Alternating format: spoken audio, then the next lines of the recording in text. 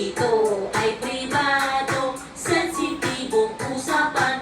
Dapat seryosohin at di dapat pagtawanan. Ito ay pribado, pwedeng banggitin ito. Ito ay pribado, sensitibong parte ko. Ang labi ay pribado, wag basta pahalikan sa kung sino-sino. Bawal yan, ang dede ay pribado.